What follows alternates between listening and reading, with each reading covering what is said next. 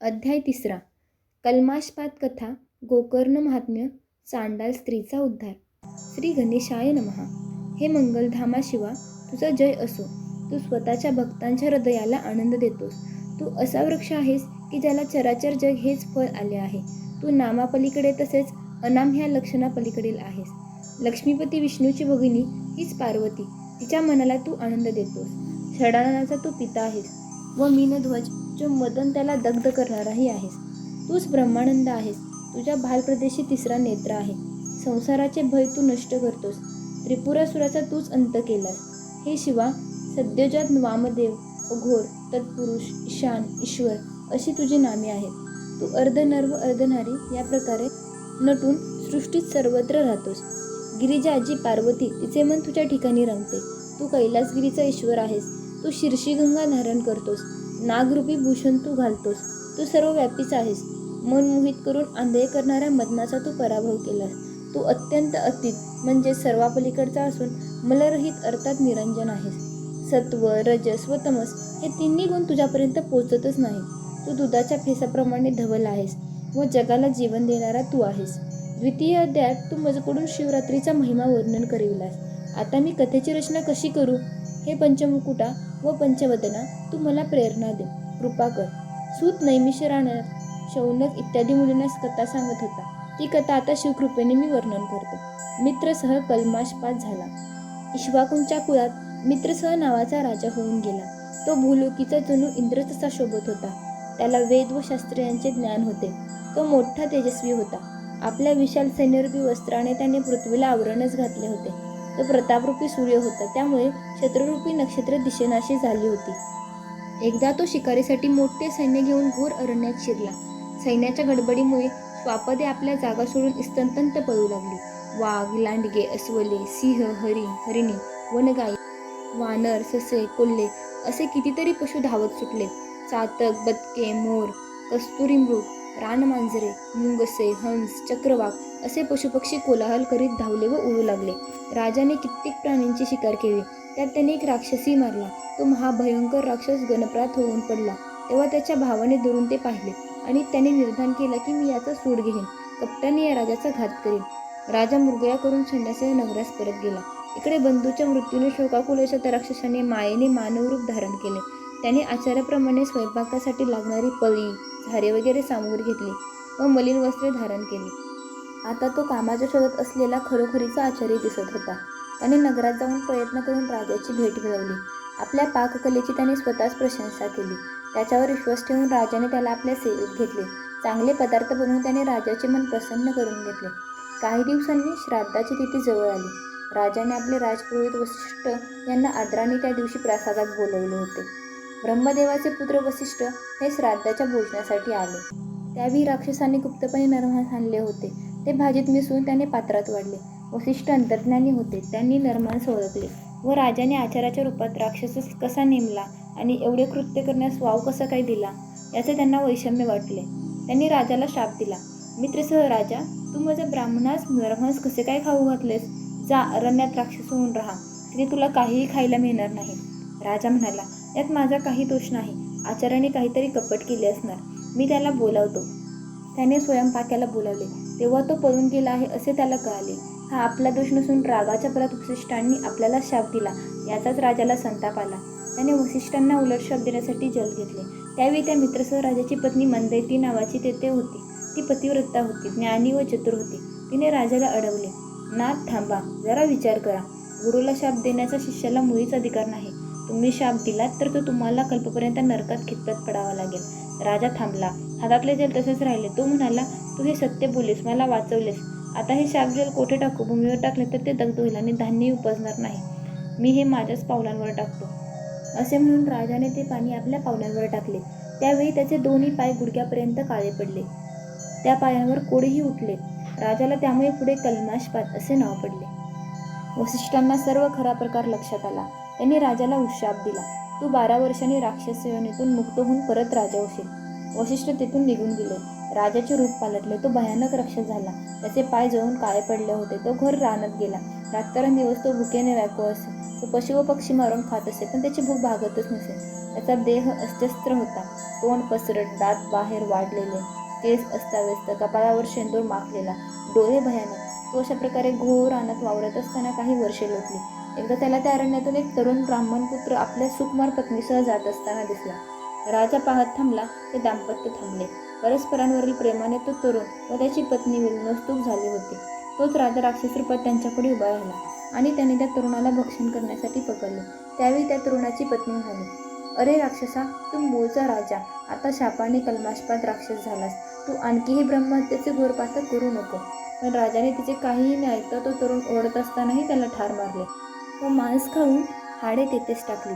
तेव्हा ती स्त्री दुःखाने आक्रोश करू लागली. कपाळ जमिनीवर आपटून तोंडात माती घालून रडू लागली. तिने शोक व संताप यांनी व्याकुळ होऊन कल्माशपादाला शाप दिला. "तू शापमुक्त झालास तरी सुद्धा तुझी पत्नी मंदवती हिचा संग तू कधीच करू शकणार नाहीस. तसे करायला जाशील तर तात्काळ मरण पडशील. तू माझा व माझ्या पतीचा संग होण्याप्रसंगी त्यांना भक्षण केलेस ना, तुला कोणत्याही स्त्रीची संग ठेवता येणार नाही." असा शाप देऊन तिने रडत रडत आपल्या पतीच्या अस्थी गोळा केल्या आणि तेथेच अग्निप्रदीप्त करून त्या अस्थीसह तिने स्वतःलाही जाळून घेतले. राजा स्तंभित झाला. आणखी एक शाप त्याच्या माथी बसला. कालांतराने 12 वर्षे पूर्ण झाली. राक्षस देह जाऊन राजाला स्वतःचे रूप पुन्हा प्राप्त झाले. तो नगरात आला. मंदयतीला त्याने शापाचा वृत्तांत सांगितला. त्यामुळे तिला फार वाईट वाटले. ती म्हणाली, "हाय रे देवा, आपला निर्वंशच झाला. काय हे दुर्दैव." राजाला ती म्हणाली, "नाथ, आता यापुढे ब्रह्मचर्य पालन करून जीव जगवा. मन हे फार अनावर असते. तुम्ही कोणत्याही स्त्रीशी संभाषण सुद्धा करू नका. आजपासून अग्नीवर निजल्याप्रमाणे खडतर व्रत धरावे लागेल." राजाला 12 वर्षांनी आपली प्रिय पत्नी मंदयती हिचा सहवास लाभणार होता. तो त्या स्त्रीच्या शापाने त्याला संसार सुखाची होळी झाली. तो तळमळत होता. वाघाला सापळ्यात पकडावे तसे त्याला झाले होते. नागाचे दात पाडून गारुड्याने त्याला दीन करून टाकावे तसा राजा दीन झाला होता. मंदोमंद बैल किंवा हत्ती व्यसन किंवा अंकुशांनी बद्ध करावा तसा राजा झाला होता. आपला वंश कसा वाढेल याचा तो विचार करू लागला. गुरुकडून योग पद्धतीने आपल्या पत्नीच्या ठिकाणी पुत्र उत्पन्न करण्यास संकटकाळी धर्माने अपवाद म्हणून मुभा ठेवलेली आहे असे त्याला समजले. तेव्हा वसिष्ठांनाच त्याने विनंती करून मंदयंतीला पुत्र संतानांची प्राप्ती केली. स्वतः राजा अरण्यात गेला. त्याने महत्प्रयासाने आपले मन ताब्यात ठेवले. ज्यामुळे आपण मरण पावू व आपली पत्नी विवावी हे कृत्य करायचेच नाही असा निर्धार त्याने केला होता. आपली कर्मगती गहन आहे. भोगकर्तृ भागल्याशिवाय संपणार नाही. देवाला दोष देण्यात काय अर्थ असा विचार करून तो अत्यंत उदास होऊन रानात हिंडत होता. तेव्हा आपल्या पाठीशी भयानक पिशाच सतत उभे आहे असे त्याला दिसून आले. त्याने तो ब्राह्मण पूर्वी मारला होता आणि त्याच्या पत्नीने तिथे स्वतःला जाळून घेतले होते. ती ब्रह्महत्या पिशाच रूपाने त्याच्या मागे लागली होती. तो जागा असो झोपलेला असो, त्याला त्याचा पिच्छा काही ती सोडेना. कटाकट दात खात ती त्याला भेडसावत होती. त्या राजाने अनेक दाने, व्रते, तीर्थे यांचे उपाय केले, परंतु काहीच उपयोग झाला नाही. राजा हिंडता हिंडता मिथिला नगरीजवळ आला. नगरीच्या आसमनात रम्य वनश्री होती. तेथे अगणित तऱ्हेतऱ्हेचे वृक्ष होते. ते पाहता पाहता राजाच्या मनाला आनंद झाला. त्याने तिथे थोडी विश्रांती घेतली. पण ब्रह्महत्या त्याच्या मनाला छळीतच होती. परंतु त्या वनात गौतम मुनी आले आणि त्यांनी राजाच्या ध्वजाची रात्र संपून जणू भाग्यरूपी सूर्य उगवला. मरणोन्मुख माणसाला अमृत मिळावे, भुकेलेल्या माणसाला दुधाचा समुद्र मिळावा, चिंताग्रस्ताला चिंतामणी मिळावा, गरिबाला गुप्तधन सापडावे असे राजाचे भाग्य उजळले. गौतम मुनी हे शिष्यांसह तेथे आले. राजाने त्यांच्यापुढे लोटांगण घातले. त्याचे हृदय भक्तीने व आर्ततेने भरून आले. तो मुनींची स्तुती करू लागला. "हे मुनिश्रेष्ठा, संतांचे सहज दर्शन झाले तरी सर्व पापे नष्ट होतात. तुम्ही जर कृपादृष्टीने माझ्याकडे पाहाल तर दरिद्री माणूस इंद्रही होईल. कृपा करा, मला माझ्या आपत्तीतून सोडवा." मुनींनी राजाला त्याचे कुशल विचारले.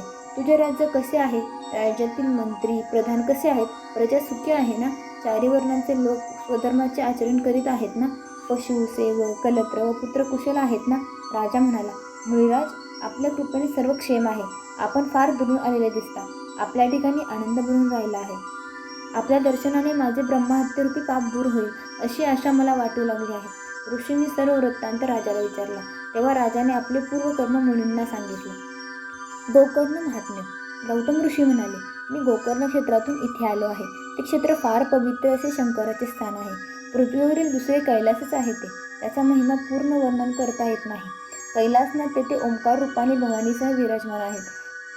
त्या अर्धमात्रारूप पीठाची देव व किन्नर नित्य सेवा करीत असतात. तेथील शिवदर्शन ब्रह्मादिकांना दुर्लभ आहे. लक्ष्मीसह विष्णू तेथे तप करीत असतो. मुडानीसहित शिव तेथे आहे. तेथील शोभा सूर्याप्रमाणे आहे. तो कैवल्याचा गर्भच आहे. इंद्रासह सनकादिक तेथे नित्य असतात. देव तेथे पाषाणांचे रूप घेऊन राहतात. व्यास तेथे अनुष्ठान करतात. वसिष्ठ, भृगू व जामदग्न तेथे असतात. नारद व तुंबरू तेथे गायन करीत असतात. देवांची तेथे शिवदर्शनासाठी गर्दी होते. ते देव शिवहर शिवहर अशा नामाचा गजर करीत असतात. ऋषी वेदघोष करतात. अष्टनायिका नृत्य करतात. गंधर्व गायनाने महेशाला तोषवितात. आणि हे स्थान अतिउत्तम आहे, तेजोमय आहे, गुढरम्य आहे. वृक्षराजींनी सुशोभित केलेले आहे. शुभ्र लखलखीत असे सिंहासन तेथे आहे. मंदिराची चारीद्वारे रत्नखचित आहेत. पूर्वद्वारी इंद्र ऐरावतावर आरूढ झालेला असा आहे. दक्षिणद्वारी यम, पश्चिमेस वरुण व उत्तरेला कुबेर उभा आहे. तो तर शंकराचा परममित्र आहे. कर्पूर गौर शिव तेथे भवानीसहित विराजित आहे.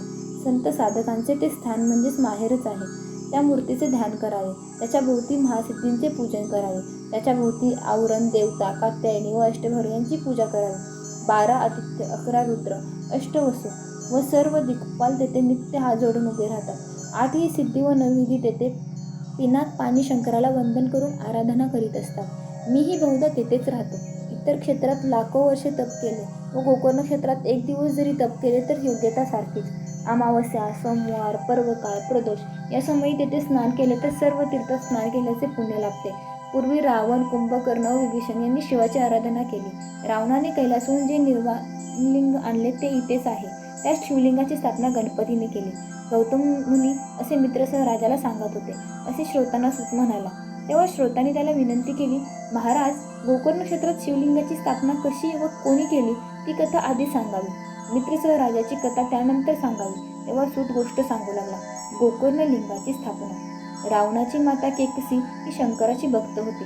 ती नित्य शिवलिंगाची पूजा करी व मगच उदक प्राशन करी. अर्थात ती मोठी व्रती होती.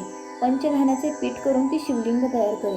रावणाचे कल्याण ही कामना मनात धरून त्याच्या जयाची इच्छा करून ती पूजा करीत असे. इंद्राने रावणाचा उत्कर्ष होऊ नये या हेतूने ते शिवलिंग कपटाने समुद्रात फेकून दिले. त्यामुळे केकसी निराश झाली. ती अन्नपाणी घेईना. रावण मातृभक्त होता. तो तिला म्हणाला, कैलासावर जाऊन प्रत्यक्ष शंकराकडून मी आत्मस्वरूप लिंग प्राप्त करून ते तुला पूजेसाठी आणून देतो. त्याप्रमाणे रावण कैलासावर गेला. तेथे त्याने दीर्घ तप केले. त्याने वेदांचे सार ज्ञान मिळवले. 64 कला प्राप्त केल्या व त्यांनी शिवाची आराधना केली. अत्यंत अद्भुत असे गायन करून त्याने शंकराला संतुष्ट केले. स्वतःच्या हाताने त्याने आपले मस्तक फोडले. शिरा काढून त्यांच्या तारा बनविला. वाद्याला त्या तारा लावून छेडला. सुस्वर गायन केले. राग, रागिना, उपराग गायले. मुच्छरणा, कंपन आदियुक्त सप्तस्वर तालाने बद्ध असे स्वर्गीय संगीत गायले. गद्य पद्य रचना, स्तोत्रे रचून नाना प्रकारे म्हटले. शंकराचे नाम अखंड घेतले. त्याच्या उत्कट भावनेने व तपाने शिव संतुष्ट झाला, प्रसन्न झाला. रावणाला दर्शन देऊन म्हणाला, रावणा, मी प्रसन्न झालो आहे. तू कोणती इच्छा धरून तप केलेस, तुला काय हवे ते माग. रावण म्हणाला, आत्मरूपी लिंग मला द्यावे आणि मला त्रिभुवनात सुंदर अशी स्त्री द्यावी. तो भोळा उदार शंकर, तो कर्पूर गौर शिव, त्याने आपल्या हृदयातून अत्यंत तेजस्वी असे दिव्यलिंग काढून ते रावणाला दिले. सहस्त्र बाल रवींसारखे ते तेजस्वी लिंग देवांनाही दुर्लभ होते. ते मुनिजनांचे देहनिधान, सनकादिकांचे परमदैवत. वेद, शास्त्रे व पुराणे त्यांची महती वर्णन करतात. ते त्रिगुणातीत परब्रह्मच दिव्य आकार धारण केलेले होते. ते अज, अजित, अनाम, आत्मरूप, सच्चिदानंदरूप, निर्वाचेही निजधाम, योग्यांचे विश्रामस्थान. ज्या शिवाने अनंत विचित्र अशी ब्रह्मांड रचली व सहारली, त्याने हे निजरूपच रावणाच्या हाती दिले. रावणाने त्या लिंगाचा स्वीकार केला. शिवाला वंदन करून तो म्हणाला, त्रिभुवनात सर्वत्र सुंदर अशी ललना मला द्यावी. अपर्णेची जणू दुसरी प्रतिमा अशी स्त्री मला दे. तू सच्चिदानंद पूर्ण ब्रह्म आहेस. नाम व नाम रहित या पलीकडे आहेस. शंकर म्हणाला, अपर्णेसारखी सुंदर स्त्री विधात्यालाही दुसरे निर्माण करता येणार नाही. तेव्हा तू हिलाच घेऊन जा. रावणाला आनंद झाला. भोळा शंकर भक्ताला आपली पत्नीही देण्यास तयार झाला. रावणाने पार्वतीला खांद्यावर घेतले. शंभूची लीला अतर्क्य आहे हे जाणून पार्वती कौतुकाने रावणाबरोबर जाण्यास तयार झाली. रावणाने हातात आत्मरूप शिवलिंग घेतले व तो पार्वतीला घेऊन निघाला. तो दक्षिणेस चालला. त्यावेळी सर्व देव गडबडून गेले. वीरभद्र, गणेश, षडानंद, नंदी हळहळू लागले. ते शंकराला म्हणू लागले, हे त्रिनयना, हे कसले तुमचे औदार्य. प्रत्यक्ष भवानीला भक्ताला देऊन टाकलेत. शंकर हसून म्हणाला, काही चिंता करू नका. वैकुंठीचा राणा तिचा भाऊ आहे. तो तिचा कैवार घेण्यासाठी धावत येईल पहा. गणेशाधिक मूक राहिले. रावणाच्या खांद्यावर बसून पार्वती मनोमन विष्णूचा धावा करू लागली. हे कमलस्तात, लवकर धाव. हे इंदिरावरा, हे कमल नयना, निगम व अगम यांचे वंदनीय अशा विष्णू, हे सुहास्यवदना, नील मेघासारखी कांती असलेल्या पितांबरधारी नारायणा, मला सोडव. तू मधु, कैटभ, नरक व मूळ राक्षसांचा वध केलास. तू भक्त रक्षणासाठी 10 अवतार धारण केलेस. मदनांतक जे माझे पती, त्यांच्या मनाला तू आनंद देतोस. हे जनार्दना, हे जगद्गुरू, हे प्रद्युम्नाथ, श्रीधरा, असुरमर्दना, परम उदारा, धाव, वेगाने धाव व मला सोडव. पार्वतीची हाक विष्णूने ऐकली. त्याने ब्राह्मणाचे रूप घेतले व तो रावणाच्या मार्गात येऊन उभा राहिला. रावण समोर आला. ब्राह्मणाला पाहून थांबला. ब्राह्मण म्हणाला, धन्य दशवदना, अरे वा, ही ललना कोटी मिळाली तुला. रावण म्हणाला, मला ही सदाशिवाने दिली, साक्षात अपर्णा आहे. ब्राह्मण म्हणाला, अरे तू फसलास, तू किती कुरूप स्त्री आहे बघ तरी. रावणाने पार्वतीला खाली उतरवून तिच्याकडे पाहिले तो काय, कैलासावर सुंदर दिसलेली अपर्णा हीच का? कारण ही स्त्री तर अतिशय कुरूप दिसत होती. म्हातारी, गाल बसलेले, दात पडलेले, भिवयांना आठ्या, मुख अमंगल. तिच्याकडे पाहताच रावणाला फार वाईट वाटले. तो ब्राह्मण रावणाच्या फसगतीकडे खदाखदा हसू लागला. तेव्हा रावणाने ती स्त्री तिथेच सोडून दिली आणि तो परत शंकराकडे गेला. शंकरा, मला अमंग अशी स्त्री का दिलीस? शंकर हसून म्हणाला, वाटलेच होते मला. अरे अपर्णा मोठी मायावी आहे, ती तुला सांभाळता आली नाही ना. ती अनंत ब्राह्मणाचे भास समोर दाखवेल आणि लगेच अदृश्य करेल. तिच्या करणीचा थांब कुणालाही लागलेला नाही अजून. काय झाले? रावण म्हणाला, माझ्या खांद्यावर म्हातारी कुरूप घाणेरडी बाई दिसली, मी तिला टाकून दिली. शिव म्हणाला, रावणा, तुला जी अपर्णी इतकी सुंदर स्त्री हवी ती विष्णूच निर्माण करू शकेल आणि मयासुराची कन्या म्हणून तशी स्त्रीभूमी सुंदरी जन्माला येणारच आहे. विष्णूचीच कृपा आहे. त्याने आपल्या चैतन्यरूप शरीरापासून तिची निर्मिती केली आहे. ती तुझी पत्नी होईल. रावण तेथून निघाला. त्यातल्या त्यात त्याचे समाधान मानून त्याने घेतले. शिवलिंग हाती घेऊन तो निघाला. इकडे ब्राह्मणरूप विष्णूने अपर्णेच्या त्या विचित्र रूपातच तिची शक्तिपीठ भद्रकाली म्हणून स्थापना केली व तेथून निघून गेला. रावणाला शंकराने सांगितले होते, मयासुराला मंदोदरी नावाची कन्या होईल व ती परमश्रेष्ठ पतिव्रता होईल. तीच तुझी पट्टराणी होईल. मयासूर जेव्हा कन्यादान करेल तेव्हा तुला एक महाशक्ती देईल. 7 कोटी मंत्राचे सामर्थ्य त्या शक्तीत असेल. ती शक्ती तुझ्या मोठ्यात मोठ्या शत्रूवर तू मार, तुला यश मिळेल. हे सर्व शब्द मनात घोळीत रावण हातात शिवलिंग घेऊन चालला होता. पुन्हा पूर्वीच्याच मार्गाने चालत असता त्याला एक गुराखी मुलगा गायी हाकीत चाललेला दिसला. रावणाला माहीत नव्हते, पण गणेशानेच गुराख्याचे रूप घेतले होते. देवाने त्याला विनंती केली होती, असुरांच्या हाती जर शिवलिंग जात आहे ते तू सोडवून आण, काहीतरी युक्ती कर. म्हणूनच गणेश तिथे आला होता. रावणाला त्यावेळी दैवी मायेने लघुशंकेला जाण्याची निकड उत्पन्न झाली. त्याला त्रास होऊ लागला. एकही पाऊल पुढे टाकविना. तो शिवलिंग घेऊन चालला होता. ते कोठे ठेवावे? जमिनीवर ठेवणे तर योग्य नव्हते. हातात घेऊनच मूत्रविसर्जन करणे तर अनुचितच. काय करावे सुचना. त्याचवेळी तो गुराखी रावणाला दिसला. त्याने लगेच त्याला हाक मारली. तो गुराखी ब्राह्मण जातीचाच होता. हे मुला, हे पवित्र लिंग तू जरा वेळ हातात धरून थांब. मला लघुशंकेला जायचे आहे, मी लगेच येतो. गुराखी म्हणाला, लवकर या हं, माझी गाई कुठे तर भरकटतील. मला जास्त वेळ थांबता यायची नाही. मी थोड्या वेळाने एकदा हाक मारेन, नंतर 2 वेळा हाक मारेन. तेवढ्या वेळात तुम्ही आला नाहीत तर मी लिंग जमिनीवर ठेवीन आणि निघून जाईन. बरे आहे, असे म्हणून रावणाने शिवलिंग त्या गुराखाच्या हाती दिले. तो दूर एका बाजूस गेला व लघुशंकेला बसला. इकडे शंकराने अद्भुत माया रचली. रावणाची लघुशंका संपता संपेना. कितीतरी वेळ झाला. थोड्याच वेळात येतो असे म्हटले होते, पण त्याला खूप वेळ लागला. गणेशाने हाक मारली. रावणाने हात आलून थांब म्हणून खून केली. आणखी घटकाभर आणि गणेशाने पुन्हा हाक मारली.